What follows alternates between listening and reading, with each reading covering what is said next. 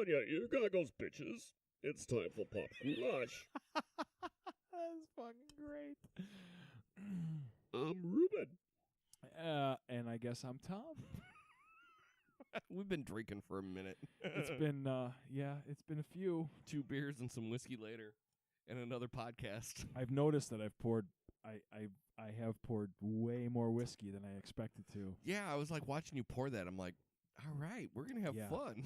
Well, I'll tell you this: that Trader Joe's Kentucky bourbon, and I've had it before, and this is the problem whenever I drink bourbon. I really, really like bourbon. So do I. I mean, I really, really like bourbon. And but you drink it straight. I drink it on way rocks. more. No, I drink it. It depends on the bourbon. Mm-hmm. Like if I had to drink this cold cock. That's more of a conversation piece at this point. Dana, for what it's worth, Jesus Fuck Christ, that. fuck, you are such a cunt for leaving this here. And I Dude, only use that word because you and I have shared that word in intimacy before. You know, and the sad thing is, I think Dana's just chilling on her couch tonight. Yeah, that's okay. That's cool. But yeah, if I was drinking cold cock, I would have to pour that over ice. Yeah. But this Trader Joe's is really good, and it's good straight. And I realize I drank way more than I should have. But you know, whatever. What the fuck? Right. It is what it is. It's Friday night. Yeah, who cares? Right now, I am enjoying a Red Hook IPA. I'm less enjoying it than you are. It's not too bad. It's I'm okay with it. I mean, it's all right. Well, it's weird. It's an IPA, but it smells like a Heineken. Yeah, it's definitely not a very hoppy IPA, and I don't think it's a very high. No, it's like a 5%. It's like a 5% IPA. Dude, have you had that Elysian? The Elysian we had earlier was really good. The Space Dust IPA was really, really good for what it's worth. What were you gonna say? Dude, I had a really good one from New Belgium earlier this week. Kirsten and I took. I've had most of the New Belgiums. They're very good. The IPAs are. Yeah. Well, it wasn't an IPA. No, why am I? Oh, it's not. You're right. It's not an IPA from New Belgium. It's, you have no idea what I'm even fucking talking about. No, sir. but I don't even think New Belgium makes an IPA. They do. Do they? Yeah. Are you sure? Dude, what the Ranger? Oh no, that right. The Ranger and the Voodoo Ranger. Voodoo Ranger dope. is fucking sick. I love that shit. Yeah, that is so good. But when was this? The 24th, whenever the 24th was. Kirsten and I took the boys. I think it was last Sunday. We took the boys over to the Tap House because they just opened a new Tap House grill over here by us. Oh, really? I love that place. Yeah, it was. Man. It was open. Have the tater tots. Yeah, we had the pretzel bread, which was really good. Good. What else did we have? We had the calamari. Calamari's okay. And then we had something Listen, else. man. Okay, look. I'm just gonna tell you. I grew up west side of Chicago. I grew up River Grove. I grew up Chicago. I grew up in Chicago, Belmont and Laramie, and then we moved out to River Grove, Elmwood Park area. Yep. Look, man, if you're gonna have calamari, you can't fucking have calamari from anywhere out here. Dude, I'm sorry. It's what? It's all fucking shit. You got to go to a real live fucking Italian. Here's the thing. Italian diner, okay, where the guys are playing cards at the table in the back, slicing fucking garlic with a razor blade like The Godfather. Well, they weren't slicing garlic with the razor blade. I don't know. I think that was kind of made up. I think he kind of made that up. But there was a restaurant in Elmwood Park on North Avenue. You've told the story on the show before. Have I told the story on the show? Okay, yeah. Yeah. It's dude. But actually, if you go to Cooper's Hawk, the winery Cooper's Hawk, well, it's good. They have fantastic calamari. It's good. It's not Italian calamari. It's really, really good. Have you had it there? I have had the calamari at Cooper's Hawk. It's fucking delicious, dude. With their sweet chili sauce, dude. It's really, really good. But it's not the calamari I grew up with. Well, it's not the calamari I never had I grew that up fucking with. calamari. I have no point of reference, Donnie. I'm just like walking into a movie in the middle of the movie. I feel like look, because of you're walking in the middle of the movie, Donnie. Because of where I grew up, which if you're not familiar with the Chicago area, River Grove, Elmwood Park is very, very, very Guido. Very Italian. It's very, very, very, very, very connected. Can we say that? Well, is that okay? You just got to put your hand over your mouth. Well, you got to, you kind of rub your nose and you go, yeah, it's kind of one of these, it's like, no, it's all right, I got you. It's It's fine. I know a guy. I know a guy who knows a guy. You're good. It's fine. So where I grew up, it was, and I feel like the end of Goodfellas, where it's like, yeah, I ordered linguine with what did he say? I ordered linguine with marinara. I got spaghetti with ketchup. I get it, and sometimes spaghetti with ketchup is okay If you're poor. if you're really, really drunk and you're really, really poor. But for somebody who grew up eating al dente, linguine in olive oil with it's like to eat, Right. Whatever. But you get it. But you know what I'm but talking yeah, about. But I dig Cooper's Hawk's fucking. No, it is. calamari. It's good. Fucking It's good for what it delicious. is. Don't get me wrong. It's good for what it is. It's just not. It's if you're a fucking soprano, you're not gonna like it. Dude, you're not a soprano. No, I'm not. I'm not. But I grew up in that. I grew up in that neighborhood, and I grew up with those people, and those were my people. Right. I So- grew up with the Polacks and the Italians. Right? Can I say Polak on Pop Goulash? I suppose so. I mean, Well, I'm a what- Polak. I'm like 75% Polak. all right, so you can I say it. It's cool for you. Okay, cool. Yeah. So Is that like the whole well, it's cool for me because I'm in the club? right? Yeah. Okay. So, but no. So we were at the tap house. Jesus Christ. So we went to the tap house. we Trader had- Joe's Kentucky Bourbon. This is what it'll do to you, boys. Yeah, I just poured some Rebel Yell. Don't listen. This is your brain. For a $16 bottle of bourbon, it's not a damn bad bottle. It's of actually bourbon. not bad. It's really good. And I've had the Rebel Rebel Yell Yell's before. fucking It's pretty delicious. good, yeah. Now, comparing the Rebel Yell to the Trader Joe's, I'd prefer the Rebel Yell. Comparing. You actually said comparing. Yeah, well, fuck you. You say tomato, I say fuck you. But there was a new Belgium called they had on tap called the Hemperor, I have not had that. and it was made with Does it have hemp in it? yeah, Really? and it's an American IPA, Okay. and it's a really heavy beer. What is an American IPA compared to a... This is kind of my problem with microbrews. It's Yeah, like they- everybody's got like, well, we have a 6.8% American IPA stout porter that Jesus Christ, dude. What the fuck? Is it a dark? Is it a light? Is it a lager? Is it an ale? What is it? Yeah, It's like, hashtag shut the Well, fuck up. it's an American IPA. Okay. Well, apparently, from what I've heard, Fucking balls. the entire reason IPA came into existence was during the British occupation of India. Yes. And because the malts were bullshit, they just hopped the fuck out of them. But the reason IPAs are so popular right now is because they're super fucking easy to make. And they're delicious. Because you throw a bunch of fucking hops into a fucking barrel and you're done. Yeah. You know what, though? They're fucking delicious. Well, yes, but they do give me monster headaches the next day. Because you're a bitch. No, because I'm old. It's because I'm 47 and I'm old. You can keep leaning on that crutch, but it's not going to hold you. It's my crutch, man. It's my crutch, motherfucker. That's what I'm using. Yeah. So just so you all know. Hold on, I can swear here, right? Yeah. I just want to make sure. Who said that? I did. No. It was on one of my last podcasts. It was on the solo podcast that I did. Oh, yeah. I actually heard it. I don't remember who said it. Yeah. though. It was Actually, Michael. Somebody asked you. Yeah, we can Like, swear in here. I'm like, we Michael, can you were swear on in the here? fucking podcast once before. I believe when I was first on your podcast, I asked, is it okay to swear on here? And you're like, yeah, fuck, shit, fuck, cum, buckets of cum. Who cares? Which I stole from Kevin Smith, of course. right, but right. buckets of cum.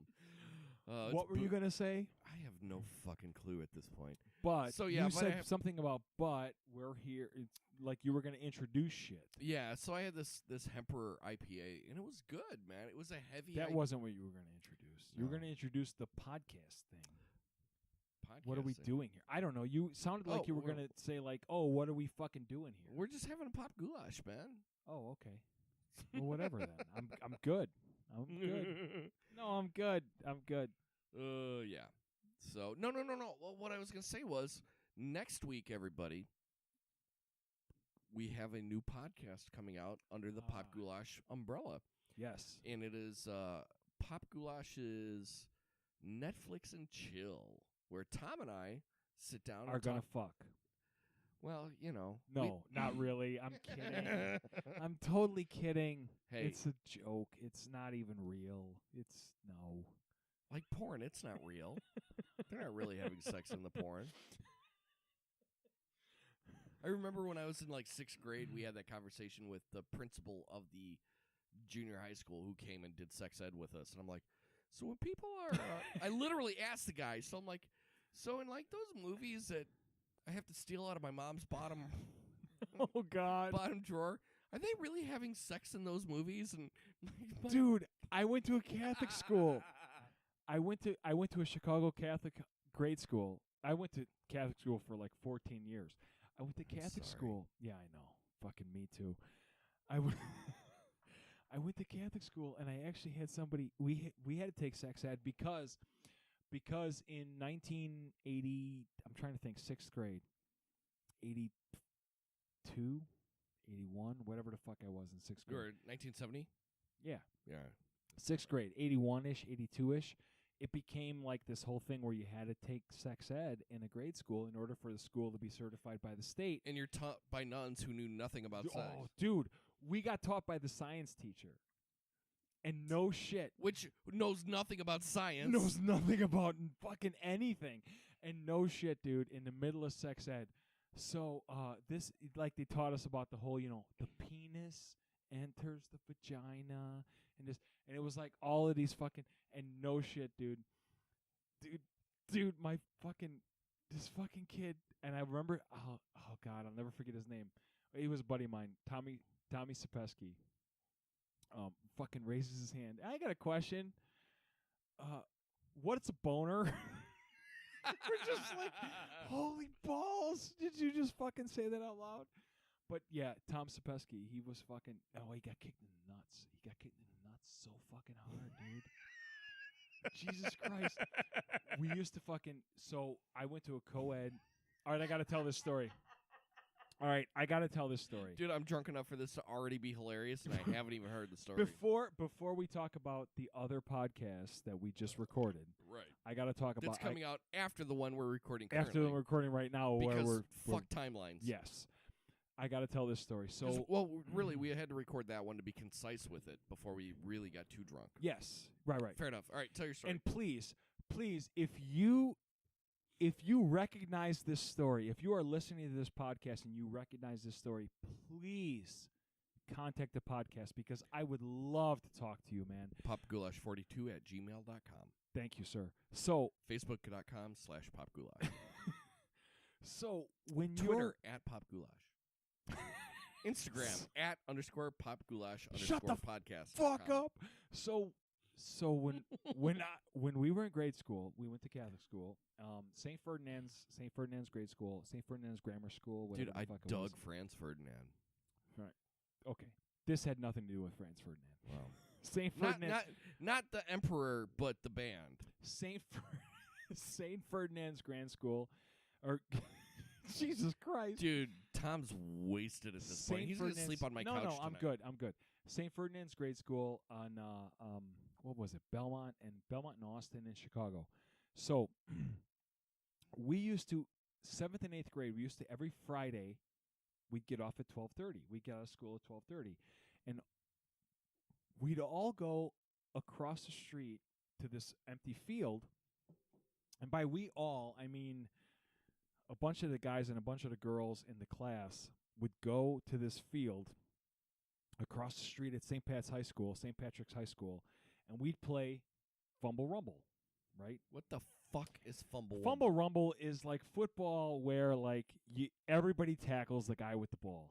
Smear the queer. Smear the queer was what we. Smear the queer is what a lot of people used to call it. Right these days. Right. Well, we used to call it Fumble Rumble, and dude, Tommy Sapesky, who was the kid who asked this question in sex ed class, dude, he had the ball and he was running down the thing, and everyone saw it coming. This girl in class, and I'm gonna call her out by name. Names, fuck it. Lisa Mygon. I still remember her name. She was one of the cool girls. She was one of the chicks that everybody liked because she was fucking cool. Was she hot? Well, In 6th grade hot? She was. Well, this She- was was she this six- was 8th grade. Was she 8th grade hot? Yeah, she was totally 8th grade hot. Right on. Dude, totally 8th grade hot. She saw him coming, and she made no attempt to tackle him. She ran up full steam and fucking rugby kicked his nuts as hard as she fucking could. Kaboom, man. And I think he actually had to have fucking surgery and shit. Really? Like, it was that bad. Like, he fucking racked his shit up. I believe he became a cop in Chicago, for what it's worth. But, dude, she racked his shit, and we all watched it, and, oh, my God. It was one of those world Dude. star hip-hop moments? It was fucking unreal.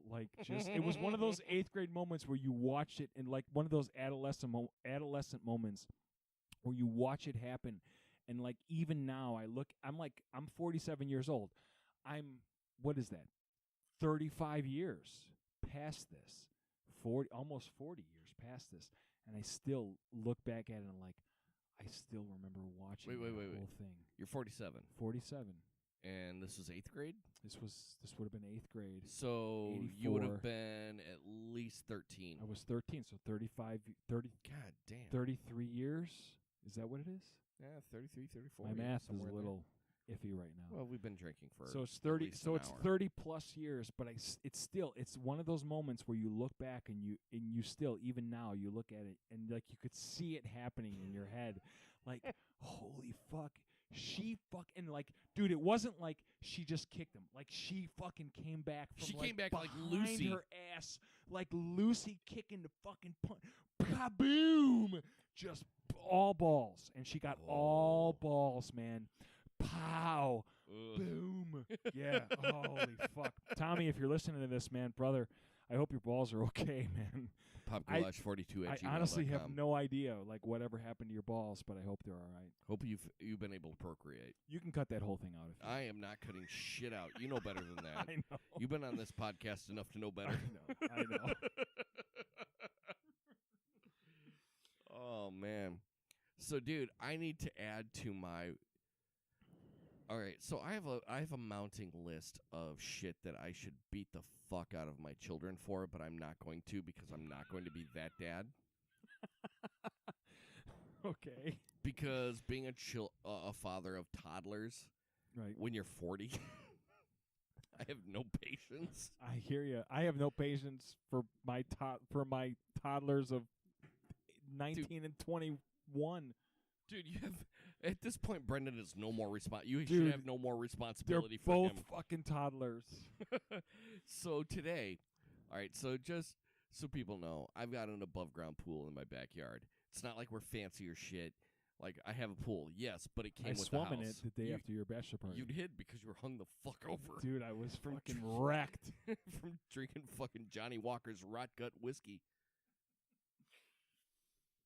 So it was 95 today with like 103-degree heat index. So I brought the kids home from school today. We threw them in the pool. Yeah. Me and Kirsten were outside and Yeah. the kids in the pool. We're like, fuck, it's 8 o'clock. We got to feed these kids and get them to bed. So we get the boys in the house. We're like, all right, time to go to bed. Time to get showered because, chemicals in the pool. Grayson just strips down, right, in the kitchen.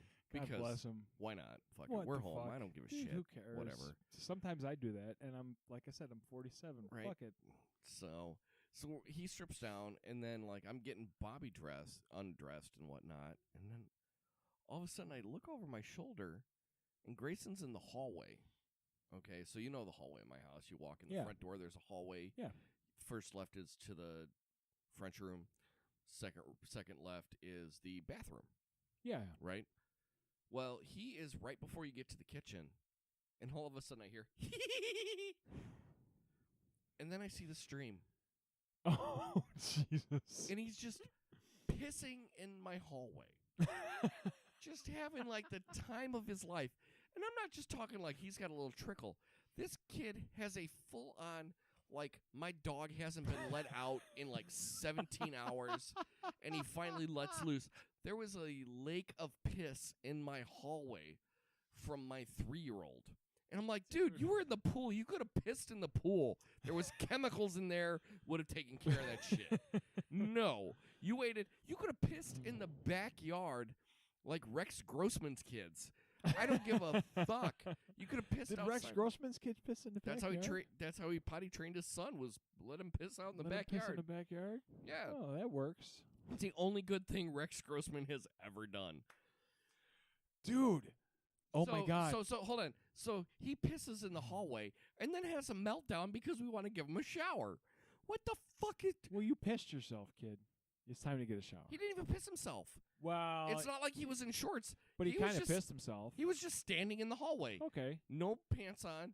Yeah. Probably didn't even splash back on himself. No, because he's got a good 3 feet before he hits the floor. Here's the thing. He was 2.5 feet from the toilet. We're like, what the fuck, dude? He could have gone into the bathroom. Dude, he could have, like, made a right into the bathroom and just pissed. He was just like, No, I get it. Dude, how many times have you pissed in the shower? Shower's one thing. On the floor? Dude. Oh, and then... The toilet is 3 feet from the shower in most bathrooms. There's a drain there. There's no drain in my fucking hallway. It doesn't matter. Also, you're a dude. We want to piss where we can piss. We're marking our spot. Dude, you know what that means?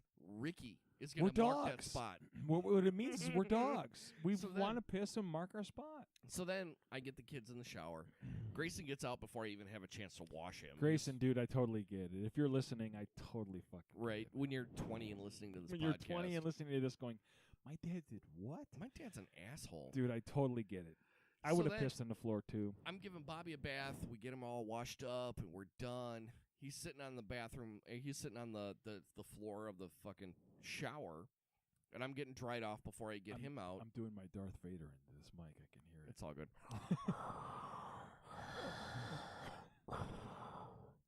No, I am your father. Search your feelings. So then next thing I know, I'm drying off because I had to get in the shower with him because he's, Yeah. All of a sudden, he hoses himself down. I'm like, God damn it, turn the shower back on, hose him off. He just lets loose. Why not? What the fuck? I just gave him a fucking bath. But he had to piss. What do you want him to do? At least wait until I get him into a fucking diaper, man. Look, man, I get it. I'm totally with your kids on this one. Dude. I'm sorry. Dude, look. There's only so long that as a guy... Dude, it was amazing how much piss that Grayson had, though. I'm just going to say this. There's only so long that you have in life as a guy that you can piss anywhere you want. It's like from 2 to 3 or 4, 5, maybe 7, dude, whatever. And then it's like 65 to whenever you die. All that time in between, you have to piss in a toilet. Otherwise, people look at you and go, "What the fuck is wrong with you? You're pissing in the middle of the fucking street." Like, unless you're in France. Well, I pissed on a police station in Nebraska. Does that count? You should. I pissed on the St. Charles. What is it? St. Charles. It's not North. St. Charles East High School sign. Yeah. When I was a Why freshman. not? Well, but my point is, you only have so long.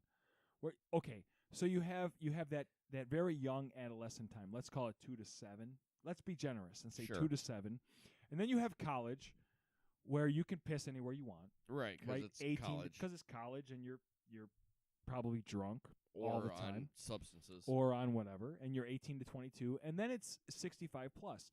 The rest of your life, you have to piss in a toilet. Otherwise, people look at you weird. So I'm totally cool with. I'm totally cool with Bobby and Grayson pissing anywhere they wanted. Oh my God, Yeah, though. It was it was incredible. It took 3 towels to clean up Grayson's piss, man. Good for him, man.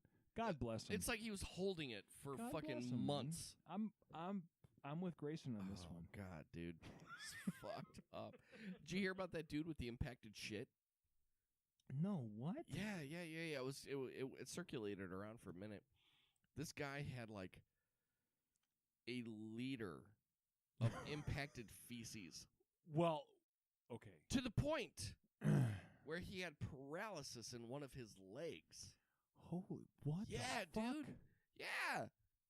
Dude. Yeah, he had total paralysis. Wait, impacted feces like in his fucking In his gut. fucking gut and like in his Yes. gut or in his fucking ass? In his gut. Because it's different, right? Well, dude, at that point, it just backs the fuck up. I guess. Yeah. Fuck, But yeah, dude. it No, was. I didn't hear about this. Yeah, dude, he had a liter. A liter. Dude, that's a lot of shit. That's a lot of shit. Well, did you hear about the fucking hockey player who had they had the tapeworm in his No. ass? Dude, fucking some hockey player at like, I want to say Ohio State. I only know this because my son plays hockey and I'm a hockey fucking maniac. Does he still play? He doesn't play anymore. All No, right. now he just drinks and smokes and plays Fortnite. Well, it's free. Why not? But he used to play. Yeah, he used to play hockey. And but we're hockey. We're a hockey family. We've been a hockey family for 20 years, right? Right. But dude, no, some fucking kid out of some college kid out of I think it was Ohio State. No, it's like Ohio State or something. He fucking shit out like a fucking 6 or fucking 8 foot fucking tapeworm or something. Dude, you know what I would give for like, a tapeworm? Holy balls! Well, and like they couldn't like the thing was he was like a big time player like his like sophomore year or something, and he came back his junior year and he sucked balls. Really? And he kept on saying like, I feel like so shitty, I can't play, I'm like this and that, whatever this, and they were like, and his coaches were like, fuck you, get out there on the ice and whatever. And like after the season, like right at the end of the season, he fucking shits out this giant tapeworm. Really? Like, and he's like, this is my fucking problem. Dude, you know what I would give to get a Holy tapeworm? balls. Dude, you know they used to sell tapeworms on. I know, to make you fucking lose weight. Yeah, I know, dude, yeah, I would. yeah. I believe I had worms when I was a kid. Well, it's so fucking bad for you though, dude. You can't don't do that, Dude. I got enough fat. I could totally fuck keto. Give me a tapeworm. I could fucking totally. It's probably way faster because I like carbs way too much. I'm a big fan of carbs myself. I have tried the keto shit. Yeah, that's really fucking hard. It's hard. 'Cause like I make like fucking 6 eggs, and then it's like, well, okay, what do I do with these? Normally I put them on tortillas. Like I can't eat tortillas now. Right? Can't put bread on them. Fucking A, man. Then you get that keto bread. That's bullshit.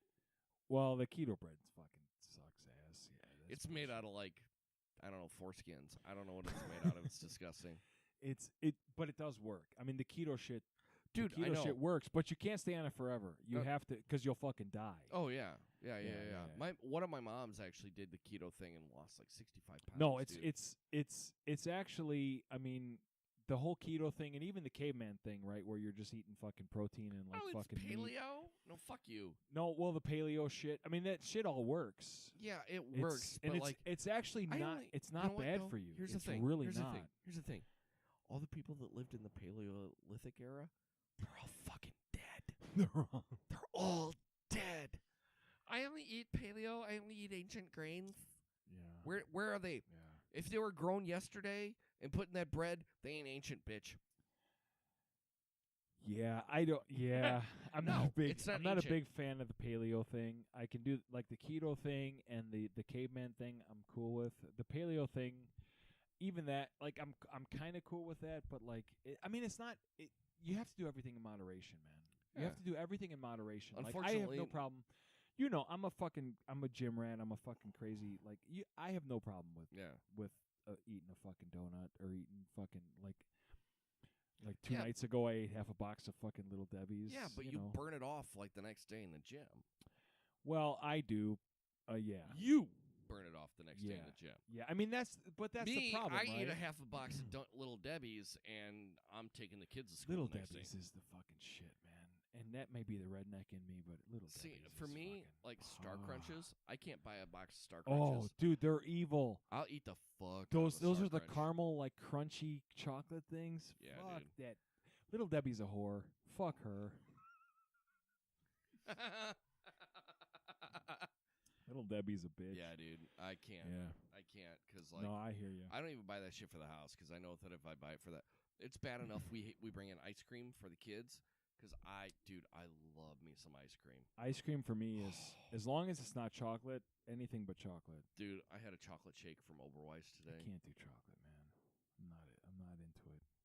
Dude, give me a chocolate malt. Maybe it's because I'm racist. Well, I don't know. I don't know about that. I can't do the chocolate thing. No, my kids are home for summer, so like, Dude, isn't Brendan out of the house yet? He should be.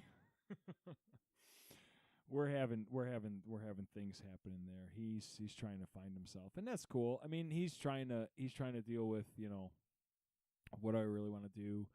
I don't think Western Illinois was good for him. He had too many friends there. It was too far from home, and he partied way too much. Well, better than SIU though.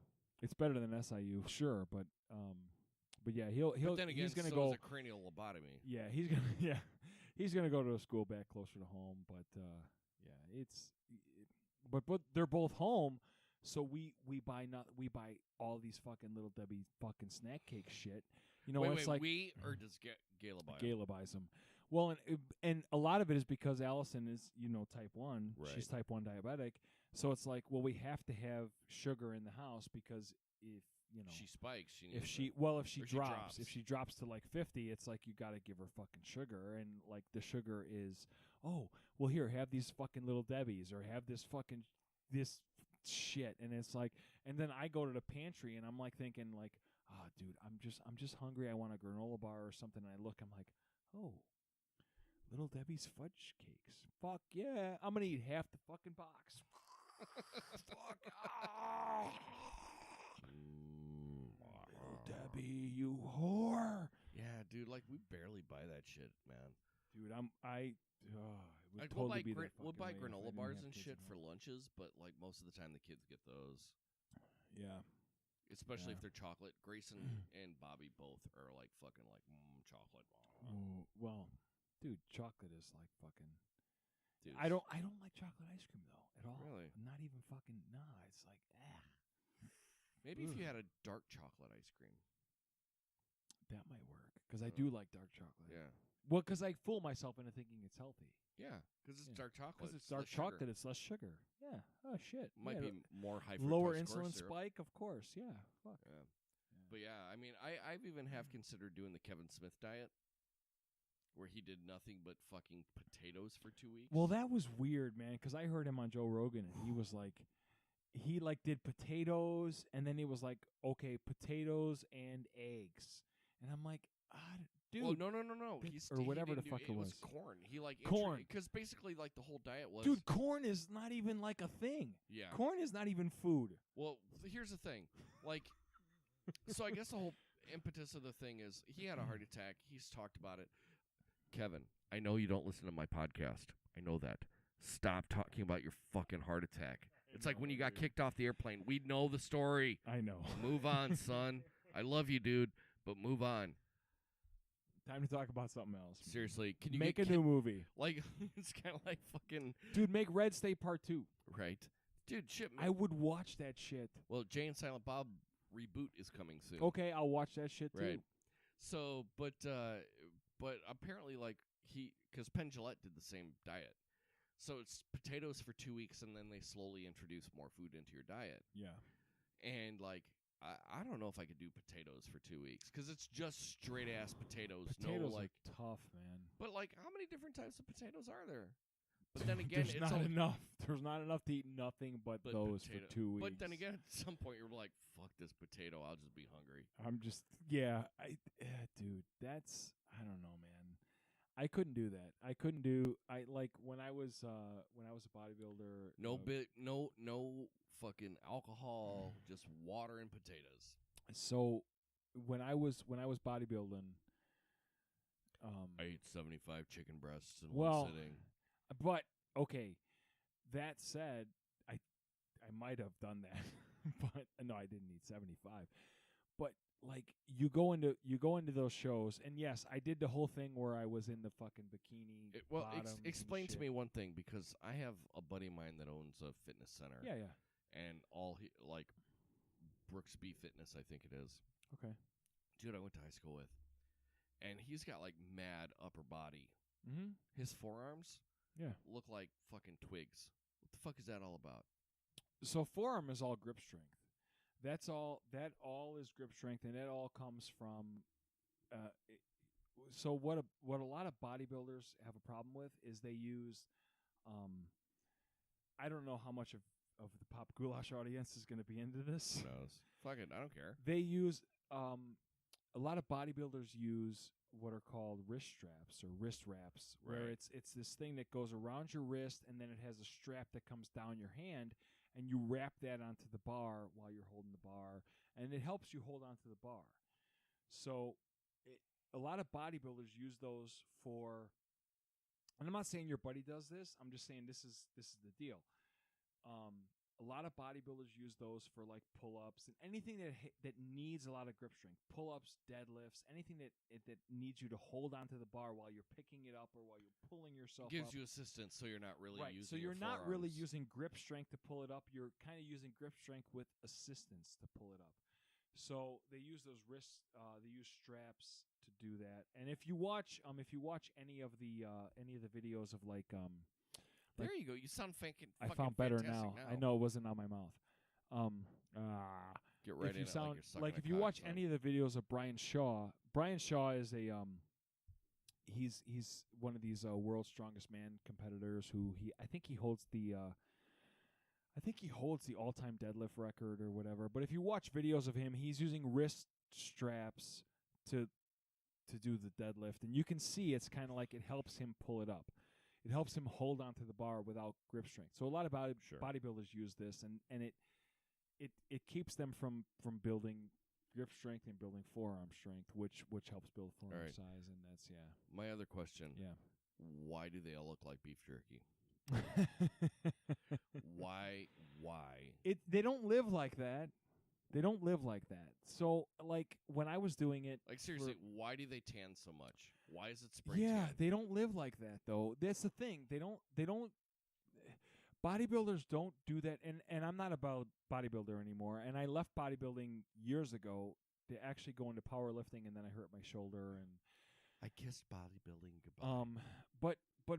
But even bodybuilders now, like when you're competing and things like that, they don't live like that.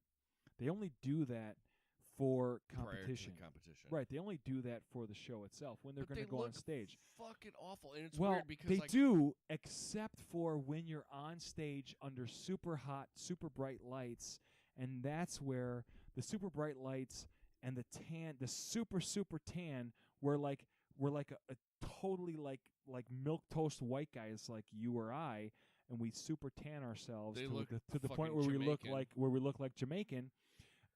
That's where the dark skin then starts to show all the dents and all the creases and all the things that happen in between the muscle because of the bright lights, and that's why they do it. And because plus, it's retarded. well, and plus, right, and I think bodybuilding is Retarded. I think bodybuilding is a sport that, quite honestly, needs to be reevaluated because I think it's a problem. I think powerlifting is a far better sport for. Yeah, I do it. I do all the lifting. But I lift the things and then I take the but steroids. Arnold was a bodybuilder. He 7 Mr. Olympias, and I think I stopped doing it because it was too much. It was not enough competition for me. But I feel like I keep saying I think. I Do you feel think? like Are you thinking it? Are you feeling it? I feel like it's unhealthy. I feel like for many reasons it's unhealthy. I mean, those guys go into bodybuilding shows. They're at 1.5, 2% body fat, and that may not mean a lot to people, but what you have to realize is that most people walk around anywhere from 20 to some. I mean, Americans walk around probably like 25 to 35% body fat. Can I tell you a that healthy person will walk around 12 to 15% body fat. Can I tell you that my 600-pound life is kind of a guilty pleasure for me? I get it, man. It's one of those where I'm like, I don't feel so bad for being as fat as I am right now. Well, it makes you feel better about yourself, and I get it. And dude, you're not. I mean, look, dude, you're how old you are? 40. How old you are? How old are you? How old you are? How old you are? Yeah. All of a sudden, the pull 40 comes out. You just turned 40, right? Yeah. Dude, you're not in bad shape for a guy who's 40. No. And I think a lot of that has to do with, and I was just reading. It's what they call the dad bod. No. I was just reading. I was just doing a lot of looking at porn.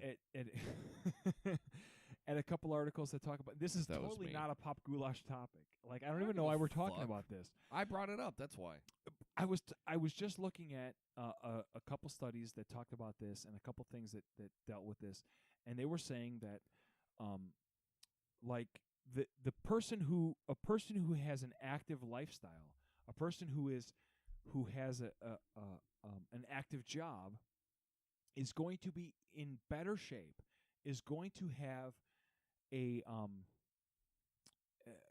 better longevity index, right? Whatever we want to call it, than somebody who same diet, same everything else constant, somebody who has a sedentary lifestyle but works out an hour a day, right? Really? Yeah.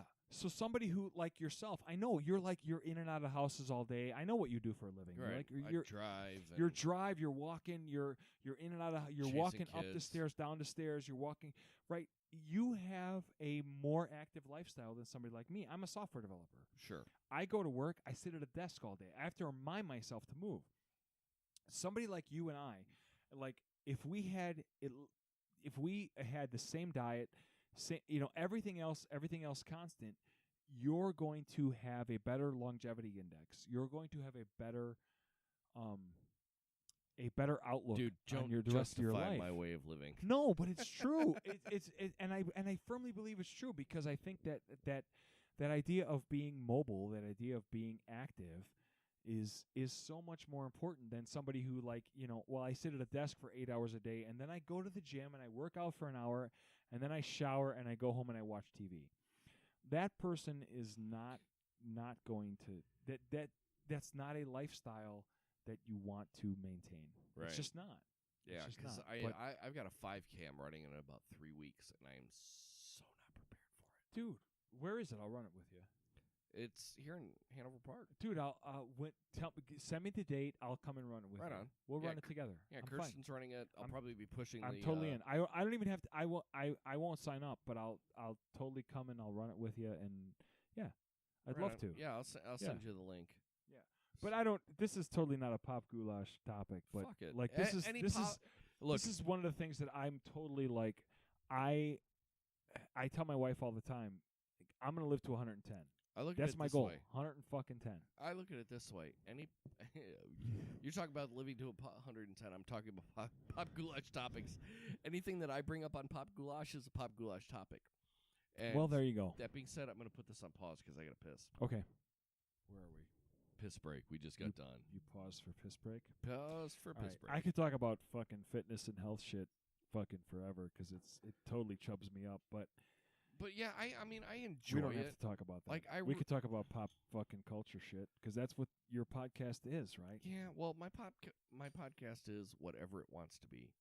Can you give me one of those bottle openers? No, I'm keeping both of them, and you can go fuck yourself. Fucking asshole. He had a bottle opener right in front of him, and he reached across the table to pick up the one that was in front of me. Suck my dick. So, dude. So what did you say? What? Huh? What about pop? What? Something? It's whatever I want it to be. Okay. Like, No, I'm cool with that. Look, as long as hey, I used to do that too, man. It was like, fuck you. This is my podcast. I'm going to talk about whatever I want. right, You and it can was go all suck a dick. politics, and you got mad. All the Me time. getting angry in politics, and I hate that. and But I'm then done. again, like you getting angry, whatever. Me getting angry is. Although I'm so less angry, man. I think I said that. I'm so less Yeah. angry now. It's fucking great. Well, it's good. It's good. It's great. Yeah. So, but yeah, so like, yeah, so it's been different, man. I'm just trying to, like I said, I think we talked offline about this. Well, like, Dana and Carlos are busy. Like less right now, involved because they're so busy with other shit. and dude, it's, Carlos is in Thailand right now. Yeah. Like literally Dude, in really? Thailand. Yeah. Is he fucking 12-year-old horse? I hope not. God, I hope not. That No, would be actually, bad. he's with our pastor at the moment. Okay, then let's hope he's not fucking Yeah. 12-year-old horse. But yeah, they're taking like a culinary and social tribute or social Really? trip. Yeah. Oh, cool. Yeah, I'm a little jelly because like Hodge talked to Kirsten and I about this particular type of trip Okay. like a year and a half ago, and Oh, then that's- like they went ahead and planned it and didn't even talk to us about it. So I'm a little shitty Really? about it. Yeah, What the fuck is that all about? I don't know, but like, I mean, granted, we'd have had to find something to do with the kids because we're not. Yeah, taking but the still, kids to at least bring it up and ask the question, dude. Seriously. So, Yeah. but no, I'm totally jelly, and I'm stoked for Carlos to go because Thailand's fucking awesome. Good for him, man. Yeah, I've never been to Thailand, but I hear it's great. Yeah, I got a buddy that went and well, you went to Thailand. Yeah, didn't you? we went for our honeymoon. Yeah. Kirsten and I did. Yeah, I got a buddy that went to Thailand on a whim. He went to the airport. He decided he wanted to check out a society and went to the airport. Packed a bag and went to the airport and said, How many girly men did he, or girly boys? What do they call them? He didn't. Lady boys. He didn't talk about any of that, but he was working as a bartender in Chicago, and he said he just got to the point where he was so frustrated with things and just kind of disenchanted with his own life that he decided, How shitty can I'm it be? going to the O'Hare and I'm gonna pack a bag and I'm just gonna say, what's your next flight out of the country? Really? And it happened to be that her next flight was in Thailand, and Dude, he went to Thailand. Dude, and it had to have been a little he bit said more he than loved that because it. you have to we had to get our visas in advance for all that shit. No. He'd already been. He had studied abroad, so he was already I studied a few broads in college. As well did you. No. if I'm not mistaken. No. But he was one of these guys that was he was already dealt with all of that shit. Yeah. He had studied abroad. He had already had all his shots, kind of thing. He'd been to Africa and Europe and all kind of shit, and so it wasn't like he could go anywhere he wanted. Right. There was nothing that was going to stop him from going anywhere he wanted because he already had everything he needed, and he just decided, you know what, I'm leaving. It was his Willy Wonka And trip. so, yeah, and he did it, and he loved it. And this was 20 years ago. Yeah. I think, because Dude, Thailand's dope, man. this is the same dude though that called me one day. We were living in Aurora, Illinois at the time, and he called me one day and he's like, "Hey, I'm riding my bike across the country. Bicycle? Bicycle, like pedal bicycle. I'm riding my bicycle across the country for charity. I'm going to be in Illinois. I'm going to be in the Chicago area tomorrow. Can I stay at your place?" I'm like, "What the fuck? Yeah, totally, dude. You know, because this is the guy he was the best man at my wedding, and he's Right. just, I mean, he's, you know,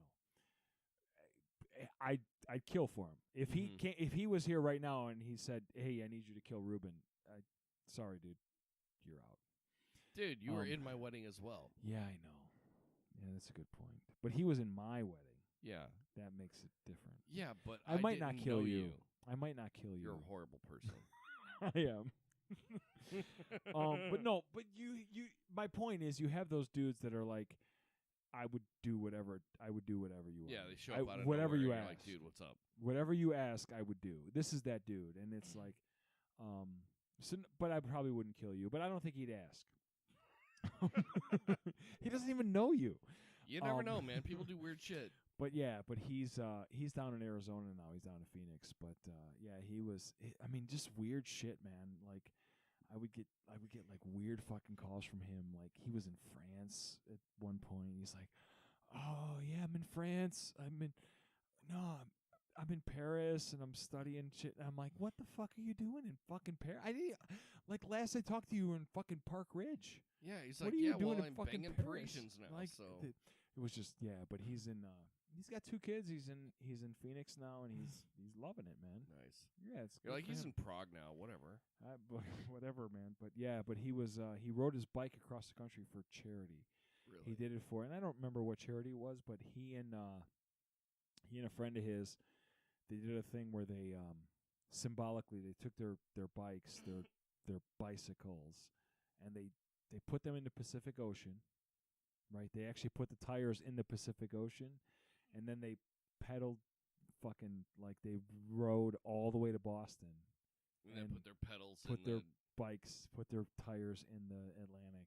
Really? It was like this whole charity thing, and yeah. And they did it without any plan or anything, and no hotels, no nothing. They stayed in Was it part of a big charity event? No, it or was just they the 2 of them. Did it? It was just the 2 of them. They were Really? doing it to raise money for I think somebody they knew had cancer or something. Like it was like a cancer thing Well, or this is like a a noble leukemia cause. It thing or wasn't who like knows. going to fucking Panda Express and be like, would you like to round up? Right, no, right, I right. wouldn't, No, because right. fuck you and your corporation. Right, but it was totally like a completely organic thing where they just decided to do it, and they were actually in a few newspapers like in Oklahoma and stuff with some of the states they rode through. It was cool. Did you hear what Oklahoma just voted for? No, legalize weed. Fucking A, balls, man. Yeah, woo. But now it's just fucking legalize it. Dude, do Jeff like Sessions, you fucking cocksucker. Go fucking eat a dick, you asshole. Dude, Canada just legalized it for the whole country. The whole country. Yeah. I know, but you got to move to Canada. Yeah, but dude, Canada's nice. I don't know about that. Canadian people are really nice. Canadian people are really cool. Yeah. And honestly, at this point, Canada. No, you know why you do that? Because it's Canadians and Canada, and it's fucking bullshit. It's like Australia and Australians. Yeah. It should be Canada and Canadians, Yeah. but it's not because they're fucking retarded. And, right. But you know what, though?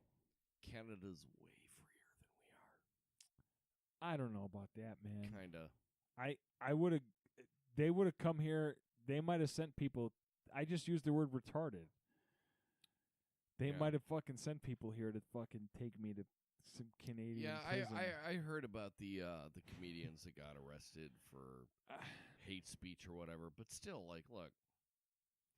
I think there's problems with both countries for sure. And Trudeau is way dreamy. Trudeau's fucking. He's dreamy. He's a good-looking dude. Yeah, but doesn't make him a leader, but he's kind of a chick, man. He's kind of a chick. I mean, like when he got on and apologized for fucking using words that he shouldn't have used, it's like, dude, really? I don't know. I like parts of Canada. I don't know. I'm one of these guys that I feel like I just want to be left alone. I just want to go into the middle of nowhere and be left alone. Well, you're not going to get that here. No, and I think there's parts of Canada that you could do that in, and so maybe Canada's better for that. Mm-hmm. But dude, I just want to fucking move to the middle of nowhere and be left alone, man. It's not going to happen. No, there's no middle of not. Nowhere where it's not where you'll be left alone. No, somebody's going to be asking for the government will find me. Fucking someone's gonna find me, and they're gonna want their fucking taxes, or they're gonna want fucking bullshit, or whatever. I was talking to a lady today. I'm like, dude, I'm 40. I can't wait to retirement. She's like, you'll never be able to retire. I'm like, I know. No, we won't. No, because they keep borrowing against our Social Security. Oh yeah. Well, they should have. Fucking Reagan should have let Social Security fucking die in the 80s. He should have fucking let it collapse in the fucking 80s. He was a fucking idiot. He did.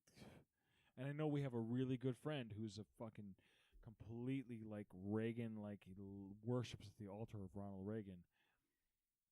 It's Jonesy. Oh. Yeah, well, you know what? But Reagan should have fucking let Social Security collapse. He saved Social Security, and it was totally the wrong thing to do. It was just right. Because it's dude, if there was a Ponzi scheme, it's the fucking Social Security fucking. It wasn't Ponzi scheme. It wasn't at the beginning though, where it was incepted. It was always a Ponzi scheme. Yeah, because they knew they figured people would die. They knew people are going to die, and there's going to be more people next generation, or more people next generation. That's the whole definition of Ponzi scheme. True. I need to get 8 people. I need to get 8 people that's on a pyramid scheme. It's the same thing. I need to find people who are going to I need to find people who are going to put into this shit so that I can get my shit out. Whatever. It's, I'm getting Tom in a political situation. Yeah, and I said no politics, man. I said no politics. Yeah, but dude, when we sit down, that's what it ends up at. What are you listening to, man? What are you consuming? You're gonna pull the pop goulash card on me. Pop goulash card on you. What are you consuming? Because I know what I'm consuming. Dude, I have been. I came prepared for this question. I was hoping to get it, and I didn't get it. Instead, we were talking about Social Security. We get to that point whenever I feel that point is necessary to get to, motherfucker. Well, I want to get to that point because I'm not going to talk about politics. What are you consuming, brother? Dude, I've been listening to oh man. Hold on. We've been drinking. Yeah, we've been drinking. Yeah. My wife just went to bed. She texted me. Oh. That was nice of her. I know. Let me see. Hold on. Let me see. 26 years, 25 years? Oh, no. My wife didn't text me shit. Well, I think she only texted me because Grayson woke up and whatnot. So. Oh, shit. Yeah, your kids. She's like, whenever they get If whatever. my kids are probably awake. Well, I've been listening to the Charlie Memphis single, which is actually pretty decent. It's pretty good stuff. I like his shit. I like his stuff. It's old school country. Yeah, it's Yeah. very much old school Yeah. country. Yeah. But you know what I've been listening to a lot lately is Led Zeppelin. Excellent. Dude, for your money, between Led Zeppelin's first 2 records, you can't get better blues rock than that. I just had this conversation with somebody who is also a musician. He's a guitar player. Sure. And we had this conversation that I tried to convince him that 1969 is the greatest year in music history. Until 1991. 1991, I think, might be second. If you look at what came out in 1969, first of all, you had Woodstock. Yeah. But you had Zeppelin 1, Zeppelin 2. No. Zeppelin. Zeppelin 1 did come out in 69. I thought it was Zeppelin 68. 1, Zeppelin 1, Zeppelin 2, Cosmos Factory by Creedence Clearwater Revival. You had, what was the Stones album? Oh, shit. I can't think of the name, but there was a Stones album that came out that year that was fucking ridiculously Well, that was the good. same year as Altamont, so... Dude, 1969 is crazy, but I agree with you. I think, now my favorite Zeppelin album is Houses of the Holy. Houses of the Holy is fucking dope. I think Houses of the Holy, well, Zeppelin 1 is amazing. Dude, Zeppelin 1 is an good. atom bomb. It is so good. It is, Communication Breakdown is on that, and there's so much stuff that's on there. But my favorite, I would have to say, my favorite Zeppelin album is probably Houses of the Holy. Houses of the Holy is a good fucking record, dude. The Ocean is on there. The Rain Song. Moby Dick. Right, Moby Dick's on there? No, Moby Dick's on Moby 4. Dick's on no, it is not. It's either on 2 or it's on Houses of the Holy. No, sure. It's on Houses of the Holy. And then it's on 2. But the Rain Song for sure is on there. It's on 2. Moby Dick is on 2. Okay. It is on 2. But dude, yeah, 1 and 2 are so good. Well, you've got Whole Lot of Love. Whole Lot of Love. What Is and What Should Never Be. Lemon Song. Thank You. Heartbreaker. Livin' Lovin' Maid. Ramble On. Moby Dick and Bring It On Home are all Zeppelin 2. That's Zeppelin 2. Dude, Zeppelin 1 is Good Times, Bad Times, Babe, I'm Gonna Leave You. You Shook Me. Dazed and Confused. Your Time Is Gonna Come. Black Mountain Dazed Side. and Confused. Oh. Talk about an acid trip. Dude, in a song. Your Jesus. Time Is Gonna Come, though? Black Mountain Your Side. Time Is Gonna Come. So Communication good. Breakdown. I Can't Quit You, Babe, and How Many More Times? Dude. But honestly, of all my favorite Zeppelin album, Zeppelin 3. I love Zeppelin 3. See, I feel like Zeppelin 3 was kind of like this. It was kind of the anomaly where, like, Yeah, okay, you that's had a why I couple like of it. good songs,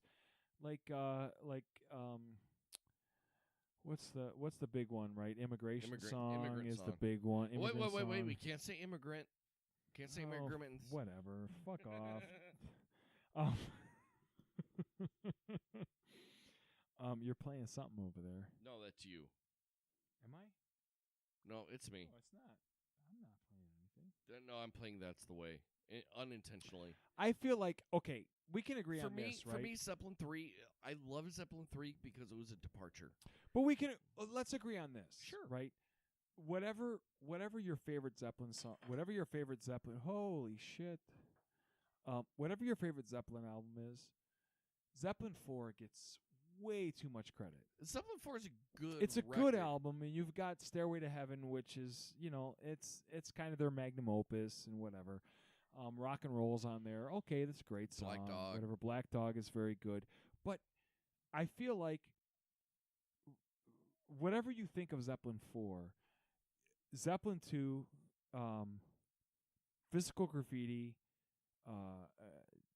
Houses of the Holy, are all better albums. I mean, and you could even argue that Zeppelin 1 and for your sake, you argue that that Zeppelin 3 is a better album. See, for me, I feel like Zeppelin 4 gets all the credit, man. It gets all the credit because Stairway to Heaven, and I feel like it's not even close to their best album. It's so far down the list. Well, for me, like, I don't think that Zeppelin 3 is their best album, but it's a departure. My favorite album. It's different.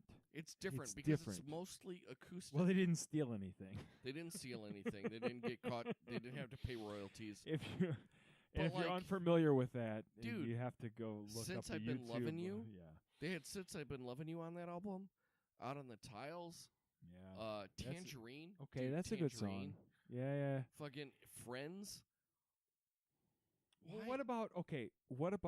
what about Physical Graffiti? Because you've got In My Time of Dying, you've got Trampled Underfoot, you've got Cashmere. Yeah. I mean, actually, 10 Years Gone is on that. I've only gotten the Wonton song, dude. Oh, I've only gotten into Physical Graffiti lately. Like, I actually skipped album. Physical Graffiti and went all the way to In Through the Outdoor. In Through the Outdoor is still a very good album. Coda, it's still a really, really good album. Well, Coda was after Bonham's death. And it was just a bunch of leftovers. Yeah, it was everything that they had recorded and never used. It was a records company's attempt to try and make some more money off of Zeppelin. It's still good stuff, but it wasn't great. It wasn't anything previous to that. It was the Prince Volta album. Yeah. So, but yeah, like, but man, I mean, there's so many. I think, and this is kind of one of the things that I feel like with a lot of these bands that have this, I call it the magnum opus song, right? Yeah. Zeppelin, it's Stairway to Heaven.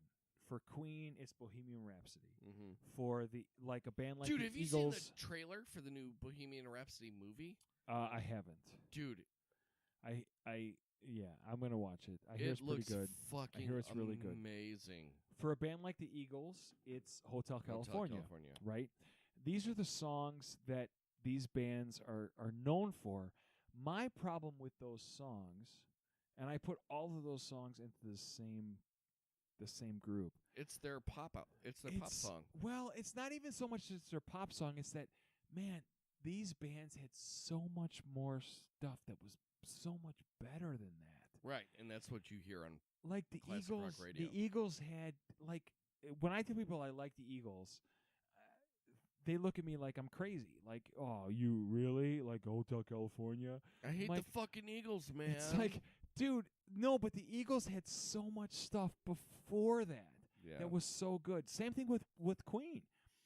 Queen, dude, A Day at the Races, A Night at the Opera were such great albums. It's like, and it's everybody knows them from Bohemian Rhapsody. Yep. Or like Under Pressure, or on Another One Bites the Dust. And Zeppelin, I think suffers from some of that, where it's like, well, for Zeppelin, it's Stairway to Heaven. Everybody knows Stairway to Heaven. Yeah, but you know what, dude? The Wonton song, The Ocean, dude, I remember Livin' Lovin' Maid. Yeah. There were so many great tunes that Zeppelin did. For you, dude, is it for me like it is for you? If you hear Heartbreaker, it has to be followed by Livin' Lovin' Maid. If it's not followed by Livin' Lovin' Maid, it's a fucking incomplete. So, yes, and I was in a band. I was in a band for a while that covered Livin' Lovin' Maid, and we did it on its own. Ugh. Outside of Heartbreaker. You got to do Heartbreaker. Right. Yeah, I had a real problem with that, and I told the guys, I'm like, look, Is that when you were in Flannel? Afterthought. Afterthought. Yeah, and I was just like, this is tough, man, because like Heartbreaker, Livin' Lovin' Maid, these songs belong together. They need to be back to back. Absolutely. Right? I mean, like it's when I hear one without the other on the radio, I'm like, fuck this station. It's weird. It's really, really weird. They flow into one another. I agree with you. I think like you can't just play one without the other. No. But yeah. Absolutely not. But there's so many, I mean, But I'm digging that you're into Zeppelin again, man, because Zeppelin is I've for me. always been into Zeppelin though. And you know what? I joke about them stealing stuff, and it's like if you look at if you look at the Whole Lot of Love plagiarism stuff or whatever, The whole first two albums. they kind of stole whole Lot of Love. Like they kind of stole like, their completely. first two albums, Well, and even they got not the first album. Yes. No. Willie Dixon. Yeah, they got a couple of songs, but Zeppelin 2 was completely ripped off. Yeah. But there's like Whole Lot of Love is completely ripped off. Yeah. But I remember, I forget what I was listening to. It was some radio station, and it's on YouTube where they're talking about Zeppelin ripping off Whole Lot of Love, and the dude says, yeah. And they play Whole Lot of Love by Zeppelin, and then they play the song that they ripped off from. Yeah. And the guy's response is, "Yeah, dude, they totally ripped that off. It's completely ripped off. I don't fucking care. Yeah. It's the greatest rock and roll riff of all time." Well, here also period. Too, how many bands that you know Done. that released two of the most Damn, I just knocked the mic out of the way. Two of the most quintessential rock albums. You want another no. Trader Joe's? No. Because I got to do shit tomorrow with my kids. But I have to take Grayson to swim lessons tomorrow at 10. Oh. But I know where you're going.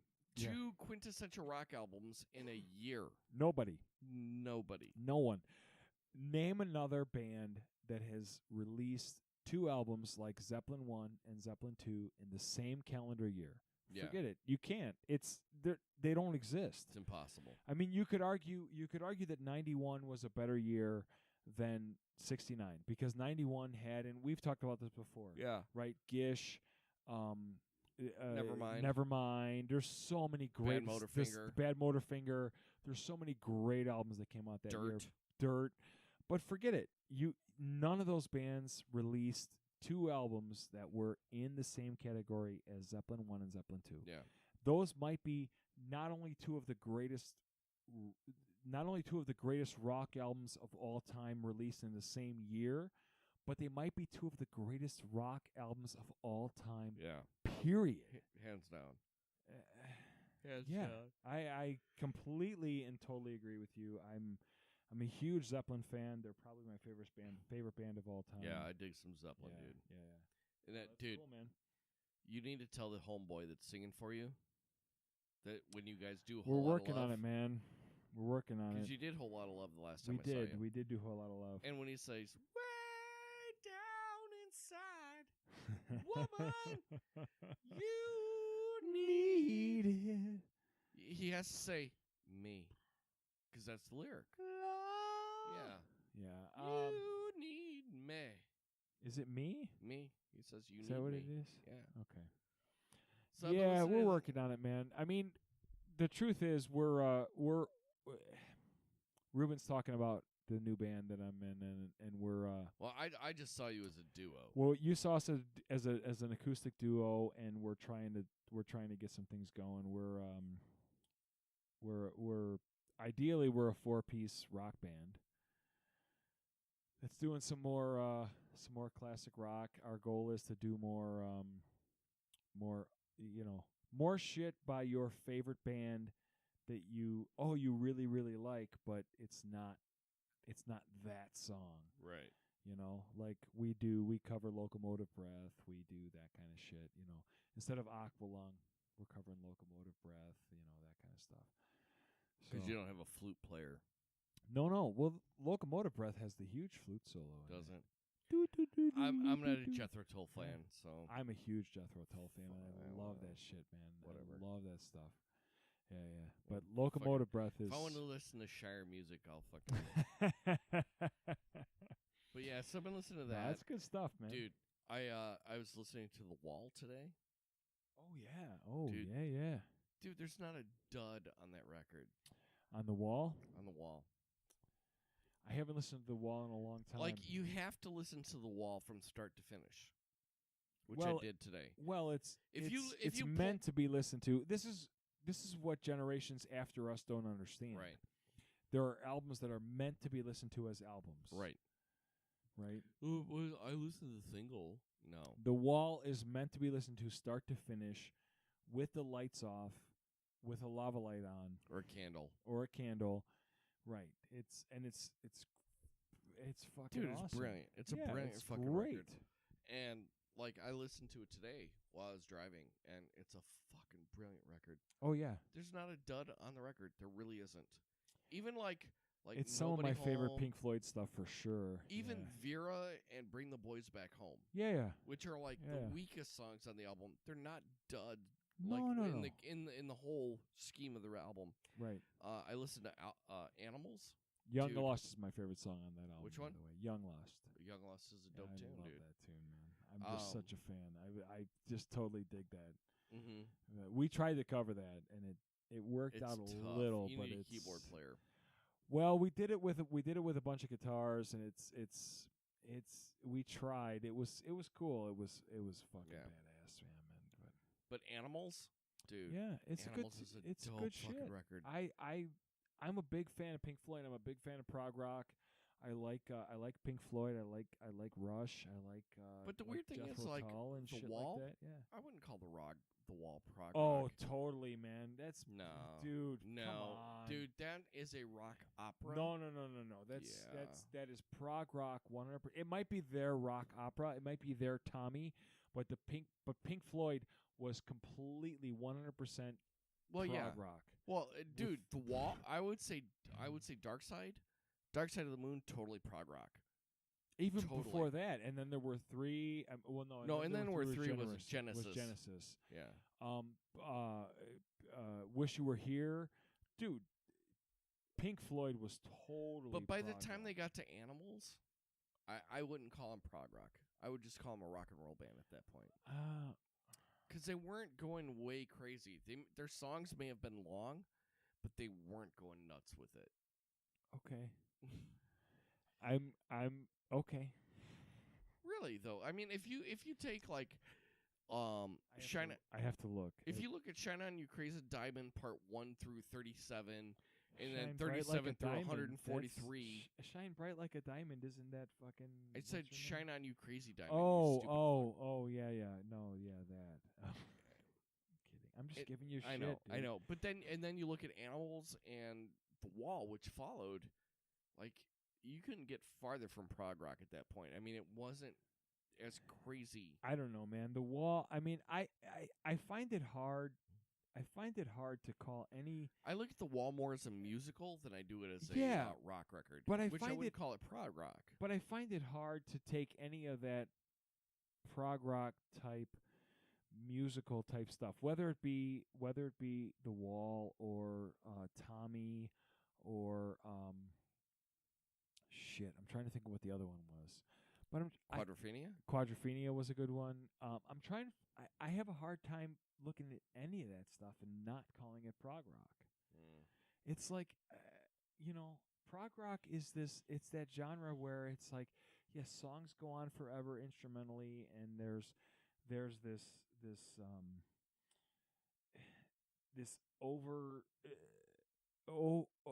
overemphasis on instrumentals and transitions from one song into the next. I mean, that's all prog rock shit. See, And when I I think of think, prog rock, I think of Yes. Okay. Yeah, I get it. Or and even they early. did the same shit. Or yeah, even early, like metal and fucking Adam Hart Mother, Uma Guma era. Okay. Yeah, I get that. I mean, you could argue that Jethro Tull was prog rock. Well, I would say that prog rock is like less accessible than anything after Animals by Pink Floyd.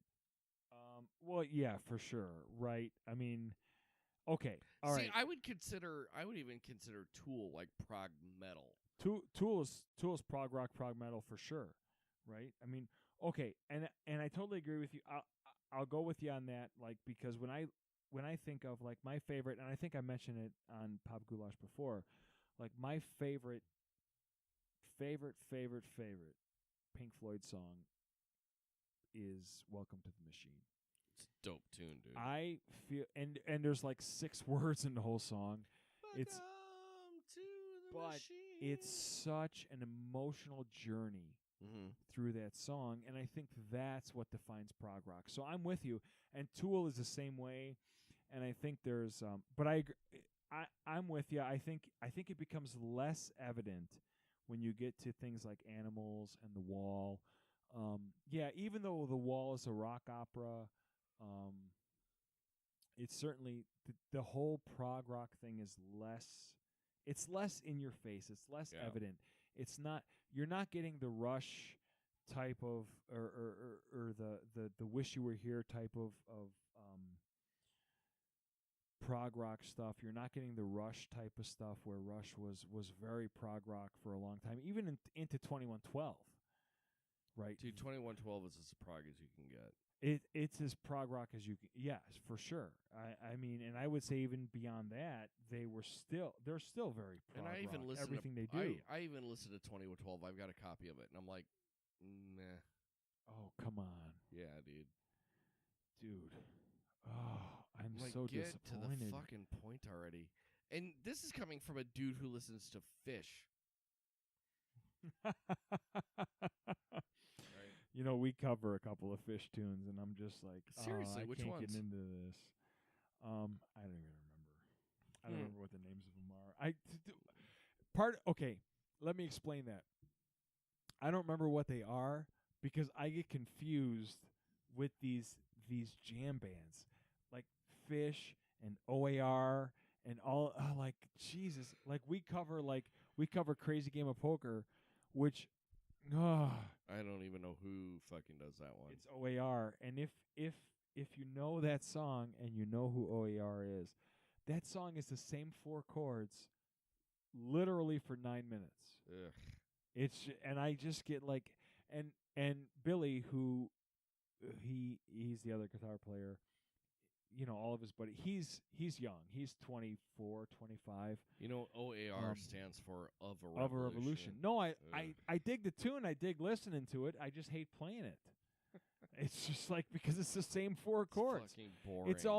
It's C, A minor, F, and I think it's a G for 8.5, 9 minutes. It's like, God, I just can't fucking do this anymore. It's the worst. But it's no. But I've also been listening to Porno for Pyros. Okay. Dude, I've been listening to that. That's what's his name from Perry Jane's Farrell. Addiction, right? Perry Farrell. And their drummer too. I can't remember.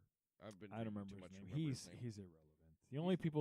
The only people from Jane's Addiction that mattered were Perry Farrell and Stephen Perkins. No, That's the the guitar drummer. player. Dave Navarro. Dave Navarro. Dude, Steve Perkins is an amazing drummer, though. Amazing. Dude, I've seen Steve Perkins play with Porno for Pyros, and I've seen him play with Jane's. Dude, Steve Perkins is an amazing drummer. Is he that good? He's fucking okay. Yeah. I believe you. But I've been listening to Porno for Pyros, both of the albums. Good God, It's Urge was fucking great, dude. That's the second album that came out in '96. Yeah. I've been listening to that. I've been listening to a lot of Pearl Jam lately. Oh, what's new? They haven't put out anything in 5 years. No, but you're like the Pearl Jam fan. Yeah. Dude, but even their last 2 albums, which I've written off, Backspacer and Lightning Bolt, dude, like, they're solid records. We've talked about this. Yeah. I can't. For me, everything past 10 is like. See, the way that I look at it now is that 10 was written from everything that was left over from Mother Love Bone that didn't get used. Fine, that's fine. Dude, I'm okay Versus with that. and Vitalogy though.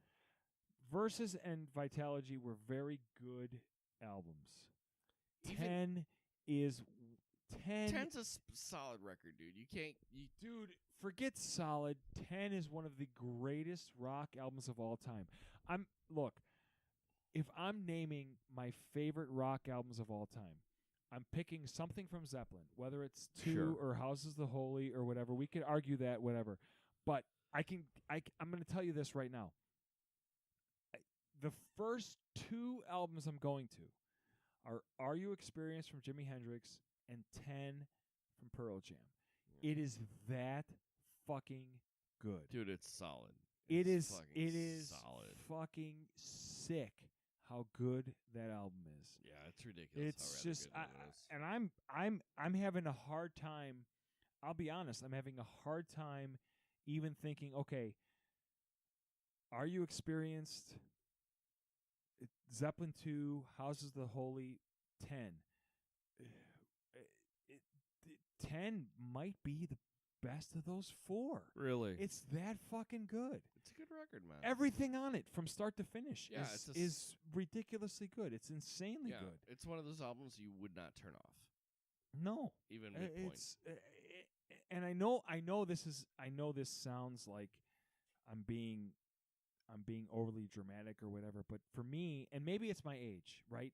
Because when 10 came out, I was 20 going on 21. I was 14. in college.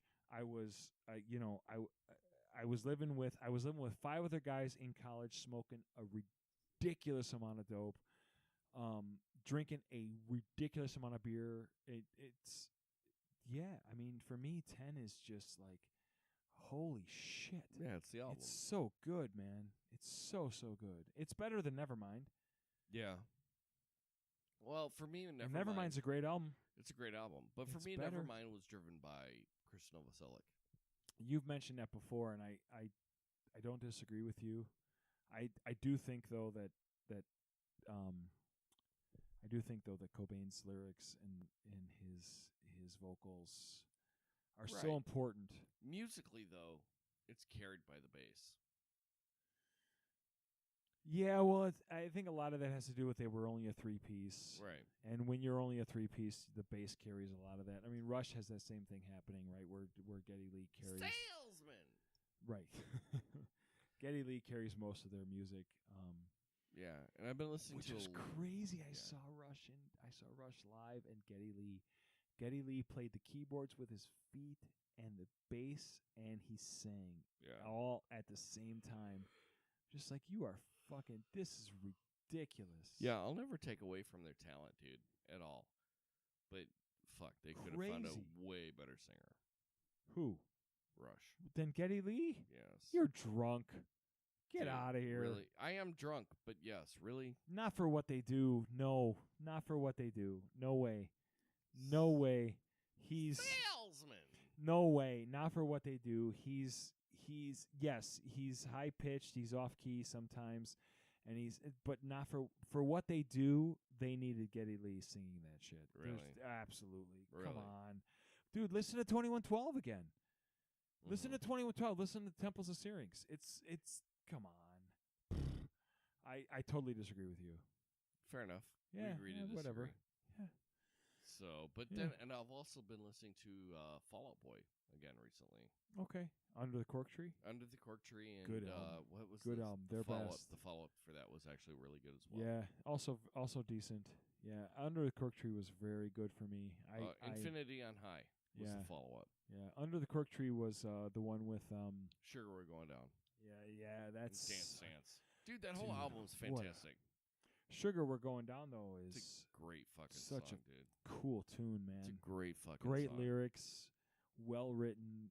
It's just it's Well, that's cool. when Pete Wentz, the bass player, was Yeah. doing all the lyrics. Yeah. And Yeah. then I've gone to Folie à Deux, which was Okay. after Infinity on High. Okay. It was okay. They had some good. iffy. They had a couple good songs on that, Yeah. and then after that, I just can't. I No. just can't. No, current Fall Out Boy. I'm Ugh. totally. I did. Well, they sold out. They're kind of this whole like pop thing now, and it's whatever. It's even worse than that. Like they sold out their drummer to a drum machine. Yeah, I'm not interested. Yeah. For me, Under the Cork Tree. Under the Cork Tree was their best. Everything after that is. I would actually go as far as to say that Infinity on High was actually better than Under the Cork Tree. Not necessarily singles wise, but like as a whole album. Okay. As an album, if you just put that fucker on, Infinity on High is actually a better record. I won't entirely disagree with you. I do still feel like "Sugar We're Going Down" That's a good song. is It's a good is their single. best single and their best song. But I won't entirely disagree with you that Dude, yeah, Infinity okay. on High. Dude. Infinity on High might be a better overall album, but yeah, "Sugar Yeah. We're Going Down." Dude, Lyrically, those two albums are superior to anything I love else that tune, man, and I love the big heavy chunky riff in that tune. I just dig that, man. I love that's what I love about like the post grunge type stuff. That was where like we're good talking about Chicago post grunge. yeah, where you're talking about like bands like Seether and 3 Days Grace. Look, both of those bands are cheesy fucking bullshit Seether's bands. first three albums were fucking But solid. but though. those are your post grunge drop tuning bands, yeah, and they had those big chunky rhythms that Sure. were just they kind of hit you in your fucking chest. yeah. Oh yeah, fuck, boom, Fine Again, and that's a good tune, man. Fine Mhm. Again, and what was the one from 3 Days Grace? Riot. I hate everything about you. Look, it's so cheesy. I was just down in St. Louis last weekend. My nephew fights MMA, and I was just down in St. Louis watching him fight. And dude, I've never seen more Affliction T-shirts and chain wallets in my life. How many tap out shirts you see? Good Lord! But my point being, Chain wallets. oh God, it was so cheesy. It's I'm like 1990 all I'm over like, again. oh Jesus! How many of you are going back? I wanted to ask I wanted to ask the question. How many of you after this are going back to your trailer park meth lab? But my nephew, he won. He's 2-0. But they played like before the fights. You know, they were playing the songs, and it was like a concert. Like you're Sure. sitting there, and the music gets louder and louder and louder. Every song gets louder. And one of the tunes they played was 3 Days Grace. I Hate Everything About You. Right. And I leaned over and I asked my son, who he's 21, and he grew up with 3 Days Grace and Seether Sure. and that kind of shit. I think we saw each other one time at the At Rockstock. at the thing, and it was like at the show, and we were watching I would say 3 Days Grace. Hollywood Undead, 3 Days Hollywood- Grace, Seether. We're all there. Yeah. It was like that genre. And I leaned over and I asked my son. Puddle of Mud. Yeah, Puddle of Mud was there too. That's when he freaked out and said, "I'm never playing this fucking city again." Yes. And then he played again like 7 months Right. later. But I leaned over and I asked him, I'm like, oh my God, is this still stuff you listen to? And he looks at me and didn't miss a beat. He goes, fuck no, this is ridiculous. I'm like, oh my God, this is so cheesy. I'm That's like, when I was listening yeah, to it's Korn, just- like when I was listening to Korn in college. oh, it's so bad. It's so bad. It's so cheesy. But that being said, there are a couple of those songs from that genre that have that good chunky rhythm. Sure. And I think Sugar We're Going Down is one of those songs it's that has great that, fucking tune. it's got that good chunky guitar rhythm where it's like I can get into this, even though it's from this era It's where one of those few Chicago bands. I'm embarrassed to of listen that to era. it. Yeah, I'm and not it's, embarrassed. Fuck it. You know, I mean, it's like Nickelback, right? There's nothing good about Nickelback. Oh, come on. There's a couple of songs that if they came on from Nickelback, you'd listen to. No. Yes. There's one song. It was called Never Again. That's Never it. Again. Animals, you'd listen to. I don't know if I know that song. You'd listen to it. I No. can promise you'd listen to it. I can But- promise you I wouldn't. But you'd be embarrassed to listen to it. It's the same way. It's the same way with kids in my generation that grew up and listening to Motley Crue. No, Motley Crue We was were fucking awesome. Oh, they're awesome now. No, I was of that era. No, you were not. Yes. No. Dude, I remember when fucking like Shout at the Devil and all that shit Shout at came the Devil was what year? 1984? 6? Yeah. How old were you? 5? No, fuck you. I was like 7, 8. You were not. Yeah, I was born in No. 78, motherfucker. Hold on, I gotta look it up. Shout at the Devil. I'm looking it up. Give me a second. I want to Shout say at it was the Devil. 87. 86, 87. Oh, it's playing. Oh, shit. Shout. I don't think it was that Shout. late. Shout at the devil. Yeah, dude. 'Cause 1983, motherfucker. Okay, so 83. I was 5. Fuck you. I was 12. 5 and 83? I was 12. How are you 7 years old? Yeah, Yeah. You're 7 years old. I was 12. And that's one of those albums that, you know what? Everyone in my generation at the time, oh, yeah, we love Motley Crue. Woo! Devil Hands. Woo! And then as we got older, it was like, oh, fuck. No, Motley Crue. That's embarrassing. I don't listen to Motley Crue. Dude, it was the same for us. But now you look back and it's like, oh, yeah. It was It was the same for us. Cool we came at that. the very end of the fucking hair metal into grunge. Right. So I think that's what I'm saying. Like I think fucking the Cedar stuff and stuff like that is gonna be looked at. It's gonna be looked at like that, and I think it's gonna be this. No, it's not good though. Even the Nickelback stuff is gonna be looked at like that. What where did it's gonna look be at this his photograph? Well, okay, they suck balls, Dude, they were Canada's answer to fucking a question that was never asked. Hey, I gotta pee. All right, we'll pause. Can we pause and come back? All right, after an extended break. So for 2 I seconds. think Nickelback is going to be one of those bands that someone's going to look back fondly. I think a lot of people are going to look back fondly on, like Bon Jovi, like. But the thing is, though, Bon Jovi had longevity. Yeah, I guess. I mean, yeah, like Bon Jovi was popular into the aughts. He was in. Yes, yeah.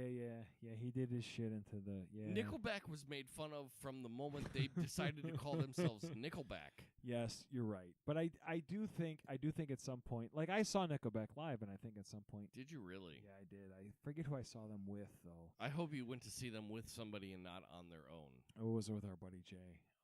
Well, Jay, like there's no. But but they were with somebody else. It wasn't just Nickelback. I wasn't like I went to just see Nickelback. I don't care. But there's a couple of. I mean, look, I'm gonna be honest. There's a couple of tunes that Nickelback does that, like, yeah, I'll listen to again. Mm-hmm. Yeah, Animals, like you said, Never Again. I mean, those are decent tunes. They're aggressive. They're hard hitting. They're fucking like I'm not gonna listen to Photograph. Look at this photograph. Right. Fuck off. I like your pants around your knees. Stick your photograph up your ass. Go fuck yourself. Right. You know? Seriously, Sheryl Crow and fucking Kid Rock already sang that song. Right. But yeah, I don't know. So what have you been consuming? Oh, I have been consuming, contrary to my buddy Ruben, I have been consuming completely different shit. Right. Well, I never talked about the TV and the movies I've been watching, so I have actually musically. musically I've been consuming a lot of I don't even know what you call it, a lot of southern music. Can we call it that? Southern rock? It's not really southern rock. Stuff like Turnpike Troubadours, Jason Isbell, shit that I think is who we went to go see with Dana, which was fucking incredible. Great show. But yeah, Turnpike Troubadours, Jason Isbell, stuff that is like what I think is, William Clark Green, Sturgill Simpson. Okay, I've heard of him. Stuff that I think is probably the growth of what country music should have been, as opposed to it becoming, moving from Alan Jackson to Keith Urban and bullshit. Like, well, Keith Urban's not too bad. At least he's he's fucking awful. He's fucking awful. As a musician, Keith Urban is fucking ridiculous. What's awful about country music is stuff like, fuck, I don't even know the names of the band, but like I'm not a big fan of Zac Brown. I'm not really. I actually enjoy. I like Zac Brown. I find him to be the second coming of fucking Jimmy Buffett, and I'm just not a fan. But there's a lot of bands. His fandom is for sure coming. For sure. I would not I would not compare his music to Jimmy Buffett. You know who I've been listening to a lot of, and I actually so my wife and I went down to Nashville for our 25th anniversary. Yellow. Yeah. Hi, Gayla. Yeah. Hi, honey, I love you. She's not listening. She doesn't give a shit. That's okay. Kirsten doesn't listen to my shit either. So. But we were down there, and if you've never been to Nashville, I've been. First of all, not as an adult to go to bars, but I've been. Dude, you need to go as an adult to go to bars, and because Broadway is fucking ridiculous. Is BB King still there? It's so much fun. No, BB King is actually dead. No. I don't know if you heard this. His bar, BB King. I don't know. There's 30 bars on Broadway in like a one block thing. If you've never been to Nashville, you need to go. Basically, what happens is you have a block and a half where it's bar, and every single one of those bars has live music. Like on Wednesday afternoon at 1:00 in the afternoon. It's fucking crazy. So we went down there, and the first day we were down there, we walked into a bar, bought a beer, she and I, and started listening to this band. So the guy's name was George Singleton. So good. So good. I've actually been listening to a lot of his shit and a lot of that kind of stuff. It's like this southern country, like, like the outgrowth of country, like if you, like I said, like Turnpike Troubadour, Sturgill Simpson, acoustic-y type of chicken picking type stuff. It's where country music, I feel like, should have gone. Sure. From, when you move from Alan Jackson, like I said, when you move from Alan Jackson to wherever, this is where country music should have gone, instead of going to whatever the fuck, instead of going to, Kelly Clarkson and what's his fucking name? I don't even know. But, yeah. It's hard for me to explain. I don't know how to explain it. I'm a big fan of country music. I'm a big fan of old school country music. I love like, my first concert was Alabama.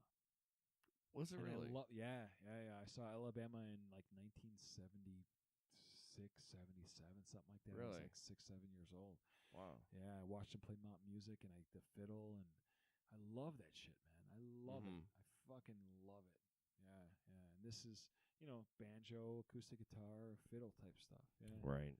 Yeah, it's emotional shit. It's stuff that's emotional. It's emotional music. It's not just dry. And I think that goes back to why I like the Under the Cork Tree. What's the song?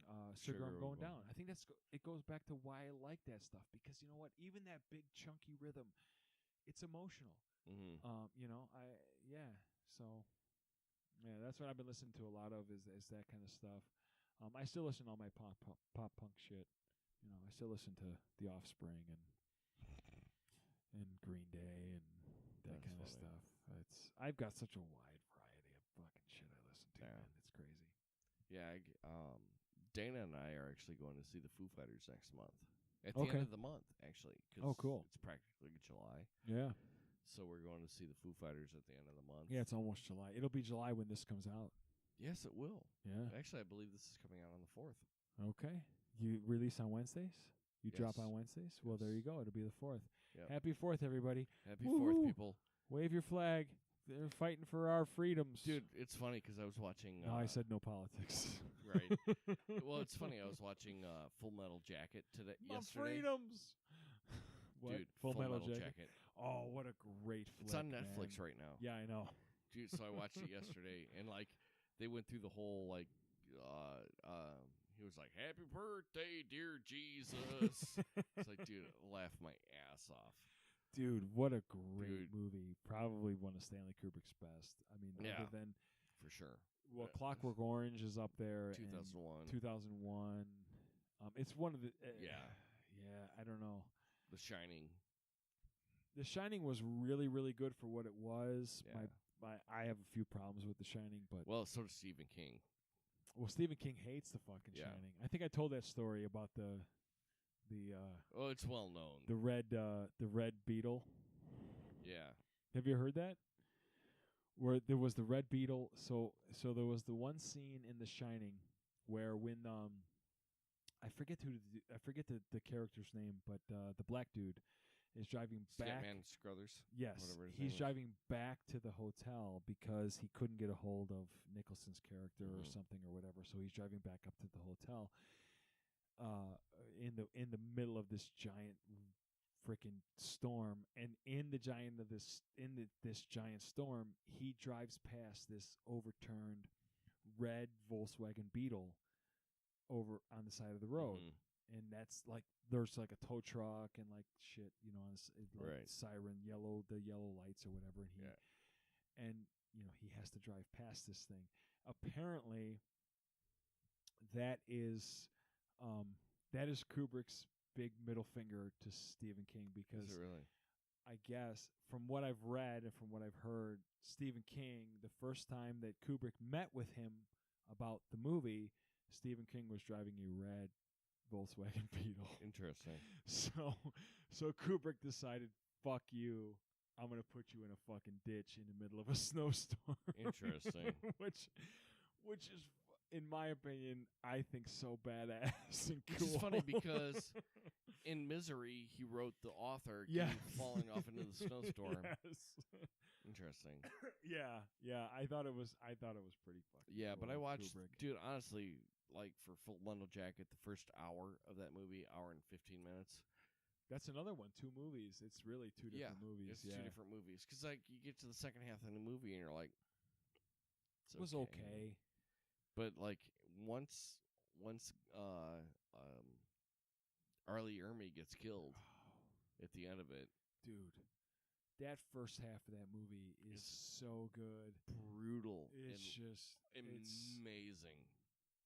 It's and I don't even know how much of that is reality from a Vietnam standpoint, but Ermy was hired on as a consultant. I know, and he was so good as a consultant that fucking Kubrick was like, just be in the movie. Yeah. Because it's fucking gross. His character's gross. Oh yeah. I mean, his character's so fucking disgusting. Yeah. But like, you watch it and it's just, you're mesmerized by him. Yeah, because he's so good. Yeah. He's so good. Yeah. Private Pyle, what is your major malfunction? Right, and that's when he gets shot at the end. Yeah. Or in the middle. Yeah, it was really good. Yeah. Well, Clockwork Orange was on. Speaking of Kubrick, Clockwork Orange was on. It was on Netflix for a long time. Yeah. And they took it off recently, and I looked for it and I couldn't find it. I've got the Blu-ray for it. I haven't seen it in years. It's a good movie, dude. And even though, awesome. like, Anthony Burgess, the guy who wrote the book, was one of those that was not satisfied with the book to movie. Kubrick has that tendency. Yeah. Have you seen Room, the documentary on Netflix, Room 237? Yeah, it sounds like a bunch of dudes with way too much time on their fucking hands. I agree with you. However, I agree that I think there's like way too much of this like moon landing bullshit and all that stuff. But there is something to be said, because they're not the only ones to talk about Kubrick, his fucking craziness with like, I want all of these cans in the background facing in the right direction. Oh yeah. Like, he was a perfectionist as far as what, like, there was, I think it was during The Shining or something, he had like Shelley Long when she was doing that one of her freak out scenes. 98 takes. Oh yeah, because he wanted her to really be fucking freaked out. Right. So he did it like 100 fucking times or whatever it was. Yeah. Oh, that's real shit. He's nuts. Yeah. He was fucking crazy. Oh, for sure. Yeah. But he made a fucking amazing product. He made some really, really good movies. Yeah, dude. Yeah. Other than Eyes Wide Shut, which Eyes Wide Shut. Donkey balls. You know what though? The story sucked donkey balls, but it was shot wonderfully. Like, if you devoid yourself of like what the movie was actually about and just looked at it as like a piece of art, like, it was a beautiful movie. Oh, for sure.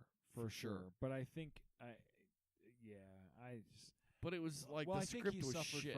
It was the script, and I think he suffered from just poor acting in that movie. Well, Tom Cruise, Nicole Kidman, look, they're not.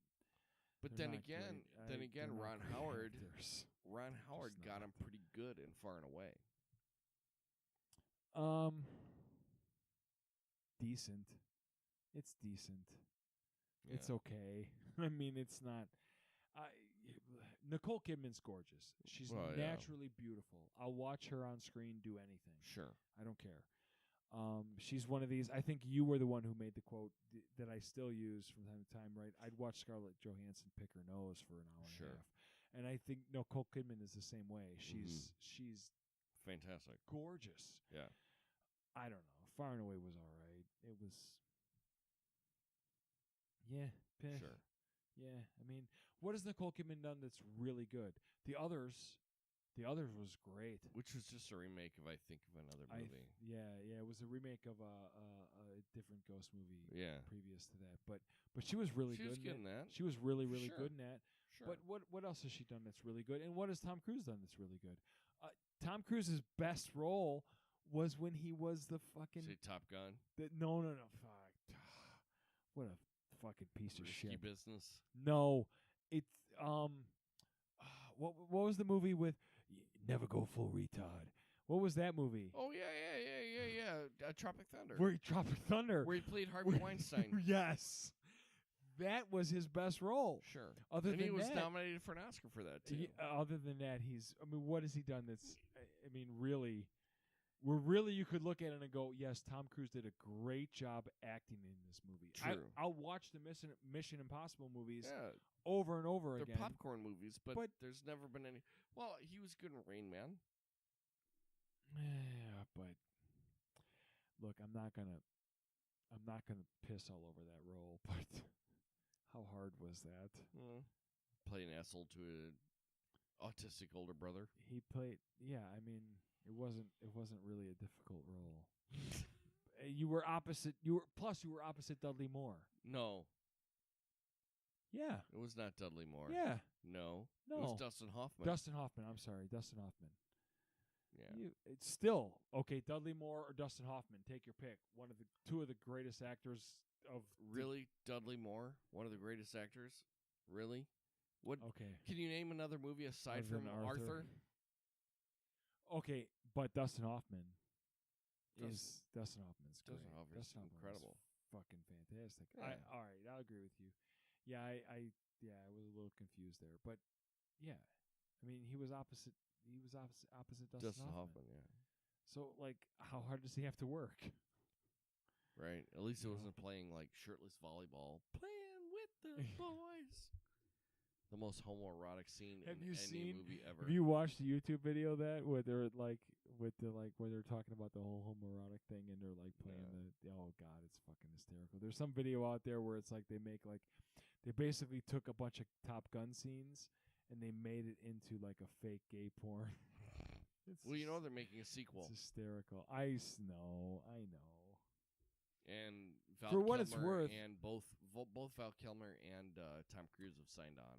Look, for what it's worth, I mean, Tom Cruise is like 60-something years old. Maybe there's something to this whole Scientology bullshit. I don't know, man. like he's fucking he's 60, 70-something years old. Yes. No. Dude, how old is Tom Cruise? He is at least 60. No. Late 60s. No. Yes. Yes. I'm telling you. I'm telling you right now. I know I'm looking it up too. What is this? Oh, I got an ad for Sicario. Fuck you. Yeah, I know. That's one thing about fucking IMDb lately that sucks. Fuck you. Tom Cruise was born in 1962, which makes him how old? I don't know. How old are you? I'm 47. I guess okay, so he's he's only 55? Yeah. No. That's not right. Is he only 55 years old? You said 1962? Yeah. He's 8 years older than me. So he's only 56. 55. He's 56. But he's still hanging off jets doing his own stunts. All right, well, 56. But 56 for me means a lot more than that's a lot different than what I thought he was. I thought he 70. was mid to late 60s. You're like, yeah, I figured he was probably the same age as fucking Charlton Connery. Heston. Sean Connery. Charlton Heston's dead, right? I think Charlton so. Heston died a long time He died. ago. No, he didn't die a long time ago. Yeah, he did. No, he died a Yes. couple of years ago. It was a few No. years ago. Whatever. You don't know what you're talking about. Really? Really? Are you sure about that? No, because I just said that Tom Cruise was 60-something years old, and he's only 55.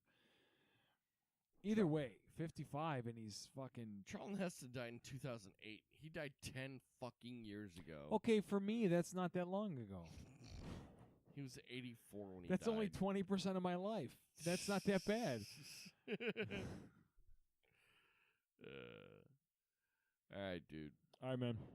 I'm fucking dying here. I know. I get I'm it. I'm drunk gonna as finish this shit. beer. Fuck it. All right. Well, for Pop Goulash this week, what a fucking crazy Ruben ass week is it's been. hammered I'm out of pretty his fucking fucking mind. Nah, not that bad, but I'm gonna go to sleep. I'm gonna probably sit on my couch and pass the fuck out. I'm probably gonna call an Uber or something. If you need to, I know. I could dude. crash If you here. want to crash here, crash on the couch, dude. It's all good. Yeah, I might do that. We'll see. Right on. So for Pop Goulash this week, I'm Ruben. I'm Tom. Have a week. Oh wait, that's fucking. Have a week. No, that's. I don't know what have a week is. That's Smodcast. Be kind to one another, and tune in next week for Netflix and chill. It's Brittany, bitch. It's Brittany. Leave Brittany alone. I'm Brittany, bitch.